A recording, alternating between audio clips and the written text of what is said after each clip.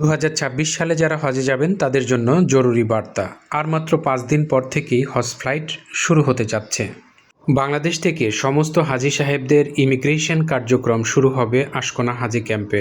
অর্থাৎ আপনার যখন ফ্লাইট শুরু হওয়ার কমপক্ষে 8 ঘন্টা আগে আশকোনা হাজি ক্যাম্পে উপস্থিত থাকতে হবে।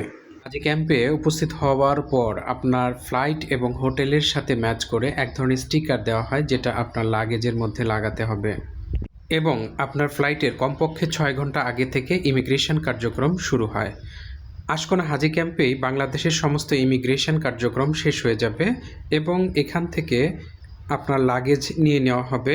আপনাদেরকে একটি বাসে করে এয়ারপোর্টে পৌঁছে দেওয়া হবে। এয়ারপোর্টে যাওয়ার পর বিমানে ওঠার আগ মুহূর্তে সৌদি যে ইমিগ্রেশন সেটা বাংলাদেশেই শেষ হবে। তারপর আপনারা ওয়েটিং রুমে যাবেন এবং সেখান থেকে বিমানে উঠে মক্কা গমন করবেন। মক্কা মানে হচ্ছে জেদ্দা বিমানবন্দরে।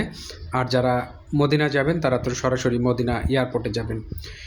মক্কা কিংবা মদিনা গমন করার পর আপনাদের ইমিগ্রেশন শেষ করে এইভাবে একটি ওয়েটিং রুম আসবে, যেখানে আপনাদের বসে অপেক্ষা করতে হবে গাড়ির জন্য। এবং এই গাড়িটা কখনো কখনো 10 মিনিট, কখনো 1 ঘন্টা, কখনো 2 ঘন্টা, 3 ঘন্টাও লেগে যেতে পারে। কারণ হচ্ছে সেই জন্য আপনাদের মানসিক প্রস্তুতি নিয়ে যেতে হবে।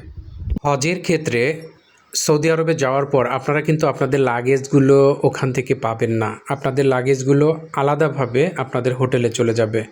অর্থাৎ আপনারা সেখানে লাগেজ খোঁজার প্রয়োজন নেই। এই বিষয়টি আপনারা মানসিক প্রস্তুতি নিয়ে যেতে পারেন।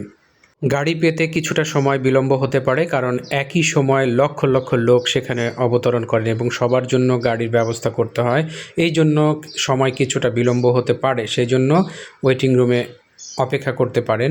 সাথে হালকা কিছু শুকনো খাবার নিয়ে যেতে পারেন, কারণ এই লম্বা সফরে ক্ষুধা লেগে যেতে পারে। এখানে বসে কিছু হালকা নাস্তা খেয়ে নিতে পারেন।